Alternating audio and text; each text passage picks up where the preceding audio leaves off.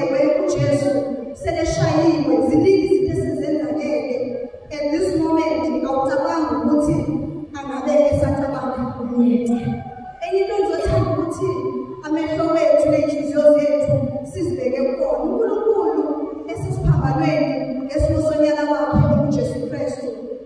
uJesu aphinde abe yimina. uJesu phela masikhumbule ukuthi uye wafa endaweni yomuntu. Ingakho-ke vele lapha nalapha ukuthi njengoba sibekane naye safuswa kanye naye. Esho ukuthi uJesu inkathi esesiphambanweni wayenguNkulunkulu aphinde abe nombele lomephambanweni aphinde abe uwina. Khona uzokwazi ukuvuka naye ngoba kumele ufekane. Lesi siyambona uJesu ukuthi noma iziphithiphithi noma izinto zazenzeka ngesikhathi sakhe sokubanilezwa akumlahlekelanga ukuthi uzokwenza intando kaNkulunkulu yena kulesi siphambano. Akabhidisekanga yilokho. Ngikubona kanjani lokho? Sizwile eqala ukukhuluma bathi baba bathethelele. Wakhuluma nobaba wakhe ngoba uyazi ukuthi uthunywe nguwe, abathethelelwe nguwe. Waphinde wakhuluma neselelesi wasixolela wathi namhlanje paradisweni. Kanti sikhumbule ukuthi izelelesi zazimbili. Sikhona lesi angakhanga sisuze.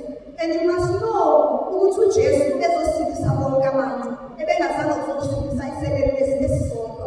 Singayibona kuzelelesi esisodwa kurepresenta thina. Kusho ukuthi leselelesi sesibili singasindanga yasikhalela uJesu ukuthi nango kunyesana, nango kunyezozivalela ngaphandle. Siyambona futhi esenza provision kamame njengeshiwa Mthelezi, kamame nomngani wakhe uJohane ethi mababhekane. Sho ukuthi sekwenzile okunye waxolela wabika uNkulunkulu wathi usabona ukuthi akaphelele simzwile ekhala kuleli beliphambi kwabizwi ethi uNkulunkulu wami undishiyana. Lithikelele nami enginikiweyo uyiqala ivesi uthi selebona ukuthi iyagcwalisela imiphando. Sho ukuthi uJesu phela kumnani ukuthi le nto yokenzakalayo iqale yenzeke. Ningamfihlekelanga uNkulunkulu. uJesu sikhumbule ukuthi uNkulunkulu uphelele. Kusho ukuthi lokubethela kwakhe enqamlezela kuyona intsha kuye ngazuthi akayazi. Ayazi ukuthi uzodlula sizwile iprofethi zisisho sizwile indumisweni azasho athi ngiyazibona ngomile ulimi lami lumekwe ngofu yomlomo wami. Kusho ukuthi lunamathele ngoba ngomile. Kusho ukuthi uzazile ukuthi uzofika lana uze kusho incwadi ka-Isaya ithi wakhanganisa wathoba njengemvu eyemfene. Kusho ukuthi wazile yonke le nto ukuthi uzokwenzeka. Kusho ukuthi uyabona-ke manje ukuthi hayibo nayibhaliseka kodwa sengathi hayi mani angabi fulfilled. There is something. Yes, ngiyenzile i-provision kamame, ngayenza i-provision yomngane wami uJohane, ngamxolela iselelesi sesisodwa kodwa no ayikwazi ukubhaliseka. Akushoyo mina ukuthi ngizokwenza lokho kuphela. Kuthiwa mina ngizoxolelanisa umuntu noThixo umuntu wonke. Ngakho-ke esesho ethi ngomile uthi ngomile. Enye into engifuna sithande mangathi izinto uzibona ngathi zihamba kahle ngokweleveli yakho. Yesu ukhuleke umama ubaba babona abantwana bakho sebesebenza kuhle, babone beshada, babone bephethe kahle, babone beye emayunivesithi. That is not enough. That is not enough. Umakhelwane wakho akanambanga yini? Ingane esesitratweni eziphela iwunga nawamantrasi akubona yini kwakho? Yini ungombi ngalokho? Ngoma ngomndeni wakho kuphela wena. Yindaba womele uNkulunkulu uma kwakho kuphela kungahambi kakuhle. Thini ngomakhelwane? Uthini ngokunye kwenzakala elizweni? Naleyo inkonzo kufanele usize womile uthi ngoma ngalaba bantu. Ngoba kumele siqonde ukuthi mesomele uNkulunkulu kufuneke nathi simomele. Khona izinto ezommelele ezimbili zizothi uyihlangana ufezele icebo likaNkulunkulu. So ngiyambona uJesu sekwenzile konke kodwa uyabona ukuthi it is not enough. He is not a selfish God. Oh, ushiluma wathi umsaba wakhe wanele. Ungumshiko othandayo ngokupheleleyo. Uma nje uzosindisa ufuna ukwenza umsebenzi pheleleyo. Not half done, not awenziwa. Ufuna into ephelelisiwe. Ingakethi ngomile. Angithi ngishile eqaleni ngathi wayeNkulunkulu. Phinde ngithi wayeyini. So ngicela uqale ngiconcentrate kweqala uthanda kaNkulunkulu. Yes, spiritually wayomele mina.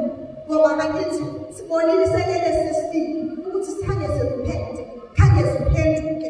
Kusho ukuthi yimina lowo nomele engakhange ngiphenduke.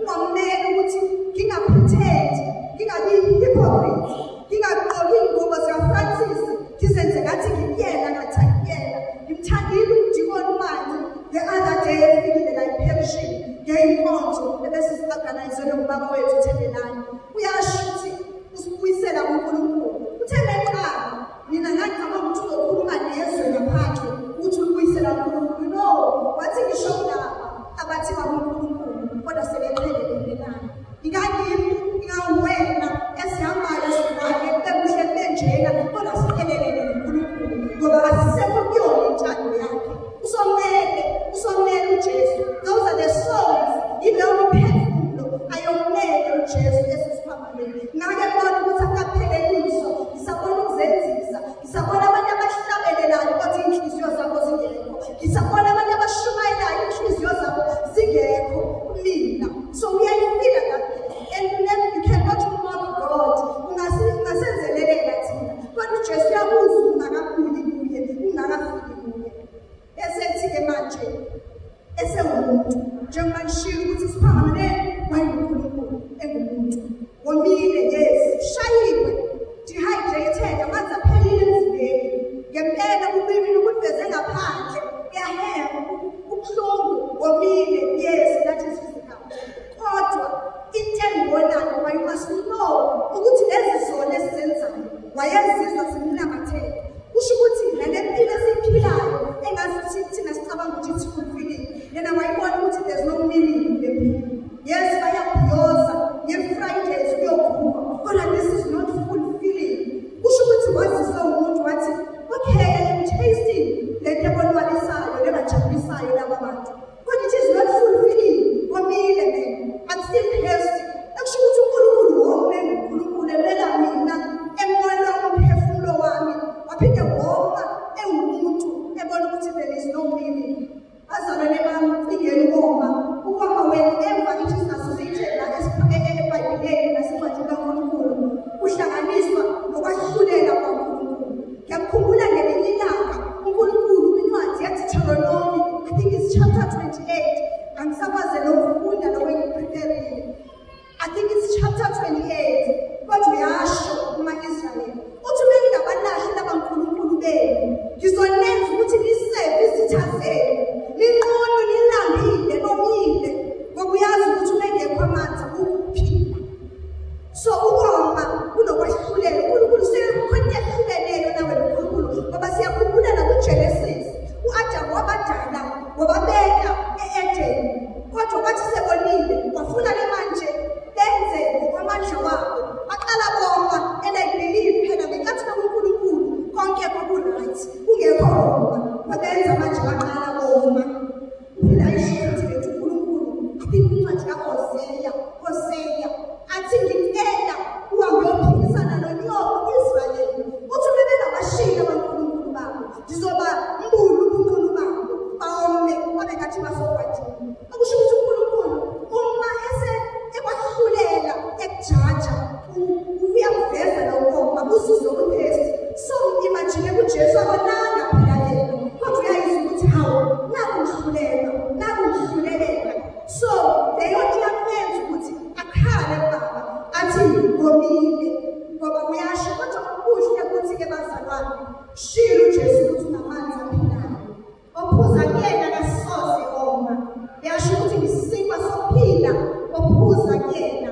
akasoze oma into ebengayicebisa nami bengayicelisayo lemini nje ukuthi asiphuze kulamanzi aphilayo asiphuze kuJesu asihlalele kuye sisithi siphelele khona engekwazi ukuthi womile and you must remember uNkulunkulu icebo lakhe ngeke livinjwe muntu uma wena ungafuni uhlala kuye wenza umsebenzi wakhe uzofumana amanye siyibonile le nto yenzeka kwincwadi ka-Esther uMordecai ekhuluma no-Esther athi ayibona sizwe sethu sizobulawa Esther wangathi akanaki wamkhumbuza uMordecai wathi uyazi nawe kungenzeka nawe njengobekwe kulo ndawo ubekele ukuthi usindise ngalesi sikhathi kanye uphuthwe kuyiwa phezu kuleyo ndawo for a particular reason so nathi sibekiwe bazalwane kwindawo esibekwe kuzo kwisigaba esibekwe kuzo ukuthi uNkulunkulu makangomi sikhona asiphenduleni sithi bese siphendulile sibadonse ngabanye singakhohlwa kumakhelwane singakhohlwa ngelizwe lethu sibuyele kuNkulunkulu angakwazi ukuthi womile sikhona to say